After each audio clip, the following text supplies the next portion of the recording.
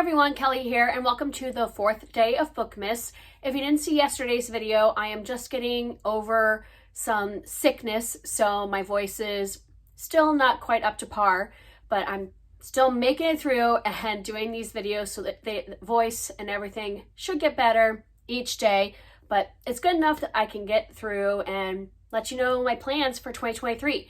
So I had said on the first day of Bookmas, I'll link the playlist down below if you haven't seen it, but the first day I said one of my goals was to focus on reading series in 2023 because I just want to have some new favorite series that I can talk about or just fall in love with. And so yesterday I did a video where I talked about all the series I've already started that I would like to finish. And today I want to talk about 23 series that I would like to start in 2023. And what happens is that I end up buying the first books in a lot of series, and then I'm just like, well, what am I going to do with all of these? I need to start some. So I picked out the top 23 that I want to start. But if you think, well, 23, is that pretty much all you have? No, I actually own 72 more series, like first books in a series that is not part of this 23. So that means in total, I've got 100 first books in a series sitting on my shelves. So those need to get started. But I don't want to go overboard and start all the series. So I think I'm going to give myself kind of a rule that I can start 5 new series, start 5 of these, and then I have to finish a series, whether that's from the list yesterday. Some of those I only had 1 book left. And then if I do that, I can start some more, or maybe I'll start one of these and decide to finish the whole thing. But yeah, that maybe I'll only start 5 at a time until I get another couple series finished, and then I can start some more. Last year I had a bunch of these first in a series on my list, and I read 18 first in a series, and some of them I DNF the series, I'm not going to continue, and some are now on that list to continue this year, or ones that I want to continue in the future. The way I ended up organizing these is I started with the amount of books in it. So I'm starting with the ones that are 5 or more books total in the series, and then I have ones that are 4 books, 3 books, and then duologies. So let's start with the ones that are 5 or more books.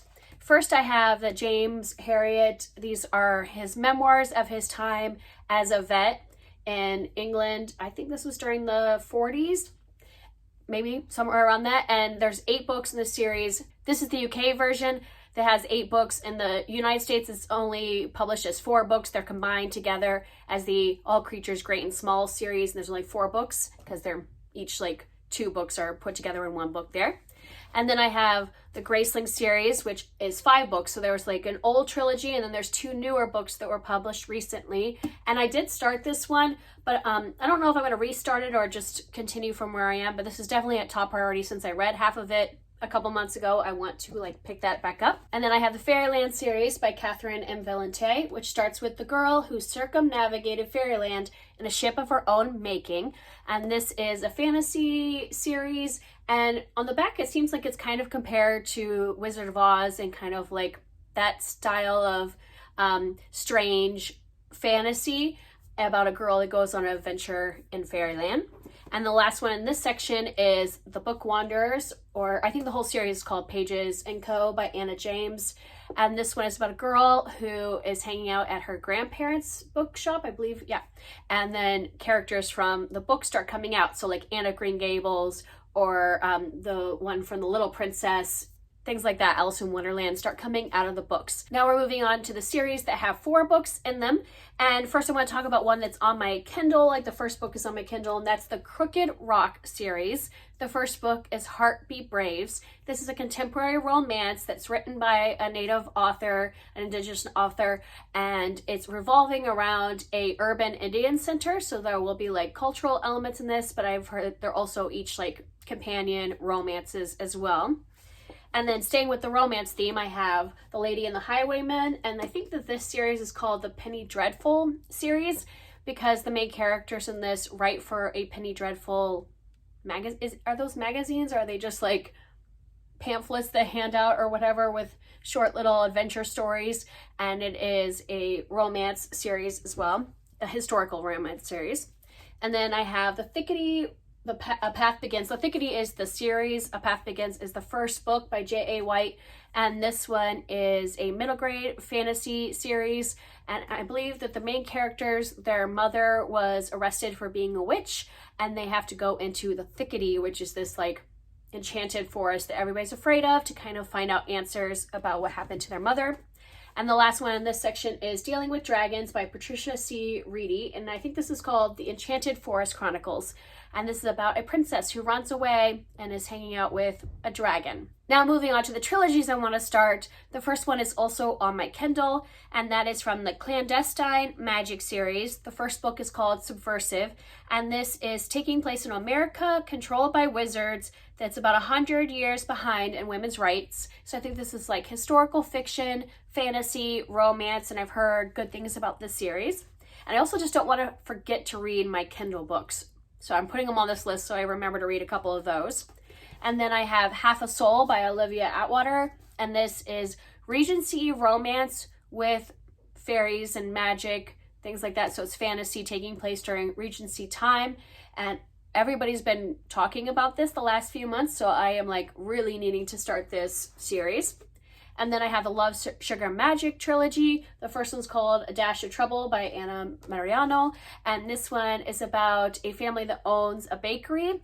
And this young girl, she's not allowed to work at the bakery yet. And then she sneaks in one night where they're baking and realizes that her family has baking magic and that they're all brujas and that she probably will have magic as well. Next, I have Winter House by Ben Gooderson, and this one is about an orphan who goes to live at this hotel. I think she's sent there by her relatives, and that she comes across this like book that has a lot of puzzles and mysteries about what's going on in this hotel. And then next we have Finding Langston by Lisa Klein Ransom, and this is taking place during the Great Migration, following a family that moves to Chicago, and this boy who's trying to figure out his place in the world, and he ends up in the public library, and I think he makes a connection with Langston Hughes' poetry because he has the same name as him, and I've heard just amazing things about these short novellas. And then next I have Emily of New Moon by Ellen Montgomery, and I didn't really know what this is about, but then I read the back and it sounds very similar to Anne of Green Gables, and the fact that it's following a girl who is an orphan and she goes to live with distant relatives and isn't quite fitting in, then she has to start a new school, make friends, all that kind of daily life of what's happening now with her. Then I have The Gilded Wolves by Roshni Chokshi. I don't know what the name of this series is called, but it sounds like we're bringing together a bunch of unlikely experts and they're gonna go search for an ancient artifact. So I don't know if it's kind of like a heist kind of story, but I really loved the Aro Shah series that's written by this author, and that was a middle grade fantasy series. So I wanted to try something else by her, and this one sounded pretty interesting, so I wanted to try that young adult fantasy by her. And then next I have Thorn by Intisar Kanani, and this one is a Goose Girl retelling, which in case you don't know, that's a fairy tale where it follows a princess who her identity gets robbed by somebody else, and so she goes to like kind of hide out being a goose girl instead of the princess.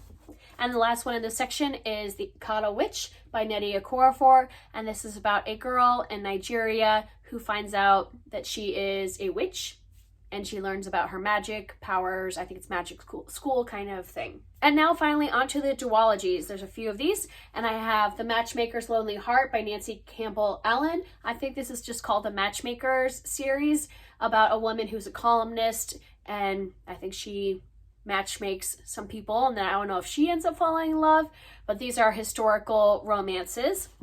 And then I have Peter Nimble and His Fantastic Eyes by Jonathan Auxier.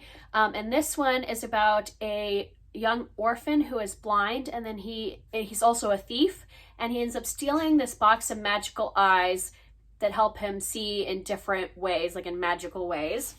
And then I have Parable of the Sower by Octavia E. Butler, and this is a dystopian that she wrote in the 90s, but it's taking place like now in the 2020s, and I've just heard a lot of really great things, especially since it is taking place at the time that we are in now, and it involves like climate crisis and things like that. Then I have Seraphina by Rachel Hartman, and this one is about a girl who is a half dragon, and I guess in this in this world that there are humans and dragons and half dragons and things that are living together, but there's tensions between the groups, and so that sounds like an interesting fantasy. Then I have The Killing Moon by N.K. Jemisin, and I had read a short story in her short story collection that was based in this world and really loved that story. It was all about these people that can kind of go into other people's dreams and find information based on what is in their dreams, and I believe that that is continuing in this one because I just saw some like information on here about dream magic, so I'm really excited to read that duology. And the last one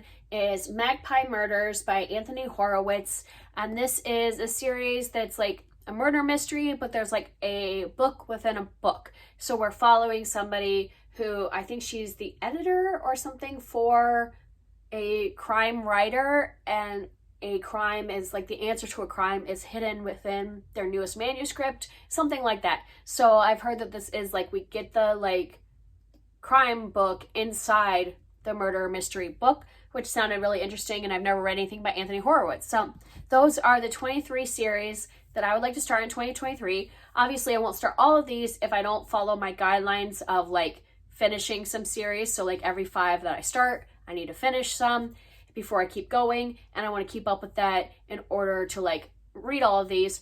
If I don't finish series, then I won't be getting to all 23 of these. Let me know if you've read any of these and you think they're really great and I should like bump them up as one of the first ones that I read, and I will see you tomorrow. Bye.